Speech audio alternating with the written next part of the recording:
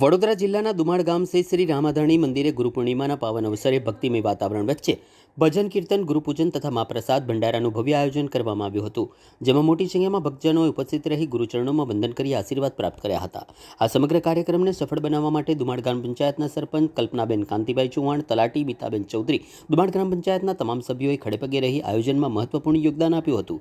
શ્રી રામાધણી મંદિરની સ્થાપનાના વર્ષ 2004માં પૂજ્ય બેચરરામ મહારાજના પવિત્ર હસ્તે કરવામાં આવી હતી. હાલમાં મંદિરના મુખ્ય પૂજારી તરીકે પૂજ્ય શ્રી ગણપતરામ મહારાજ છેલ્લા 5 વર્ષથી નિષ્ઠાપૂર્વક મંદિરની સેવા પૂજા સંભાળી રહ્યા છે. દર વર્ષે ગુરુ પૂર્ણિમાના પવિત્ર અવસરે મંદિર ખાતે ભજન કીર્તન, ગુરુપૂજન અને મહાપ્રસાદીનું આયોજન સાથે ભક્તિભાવપૂર્વક ઉજવણી કરવામાં આવે છે. આ વર્ષની ઉજવણી પણ શ્રદ્ધા, સેવા અને સદભાવનાના માહોલમાં સફળતાપૂર્વક સંપન્ન થઈ હતી.